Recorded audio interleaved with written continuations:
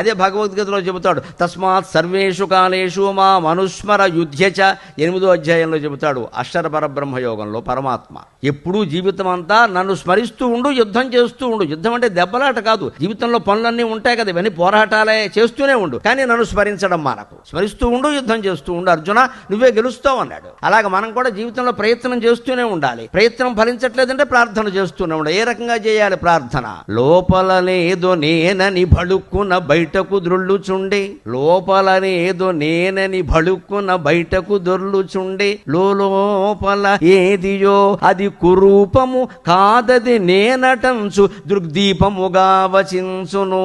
లోపలనేదో నేనని భడుక్కున బయటకు దొర్లుచుండే, లోపల ఏదియో అది కురూపము కాదది నేనటంచు దృగ్దీపముగా వచించును. ఇటు తేలదు సంధియమో త్రిలోచని, ఇటు తేలదు సంధియమో త్రిలోచని, లోపలి నుండి రమ్ము, లోపలి నుండి రమ్ము, నన్ను లోనికి నైనను గొమ్ము సత్కృపన్.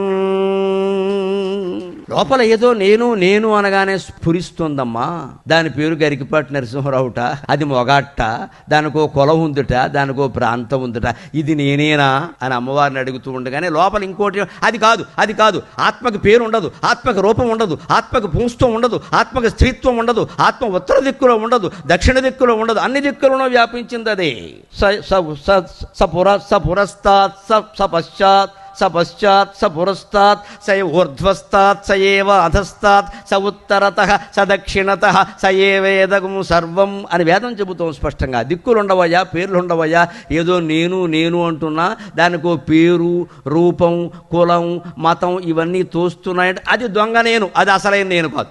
లోపల నేదియో అది కురూపము కాదది నేనటంచు దృగ్దీపముగా వచించు. లోపల ఏదో అంతఃకరణ అనేటువంటి దీపంలో వెలుగుతున్న ఆత్మజ్యోతి ఉంది, దాన్ని నమ్మకరా, మోసపోతావరా, అది కృత్రిమవరా, దానికి పేరు రూపం ఉందంటే అది నువ్వు కాదురా, అది నువ్వు కాదురా, దాన్ని నమ్మి మోసపోకరా, నేను నేను నాది అని మాట్లాడుకురా అస్తమాను అని లోపల నుంచి ఒక హెచ్చరిక మనకి వినిపిస్తూ ఉంటుందండి. ఈ రెండింటి మధ్య మనం తెలుసుకోలేకపోతున్నాం. అప్పుడేం చేయాలి? ఇటు తేలదు సంధియమో త్రిలోచని, లోపలి నుండి రమ్ము నన్ను లోనికి నైనను గొమ్ము సత్కృపన్. నువ్వు లోపల నుండి రామ్మ, లేదా నన్నేనా లోపలికి తీసుకెళ్ళిపో, ఏదో ఒకటి చేయవలసిందే అని అమ్మవారిని ప్రార్థన చేయాలి. మనం అంత తీవ్ర జప సాధన చేస్తేనే భగవత్ సాక్షాత్కారం అవుతుంది. ఇంత సాధన చేసినా మనస్సుతో వచ్చే పెద్ద ఇబ్బంది ఏమిటో తెలుసా? ఆత్మజ్ఞానం విషయంలో మనస్సే సాధనం, మనస్సే సాధ్యం. సాధించవలసింది మనస్సే, సాధనము అదే. ఈ మనస్సును ఆపేయగలగాలి ఖచ్చితంగా.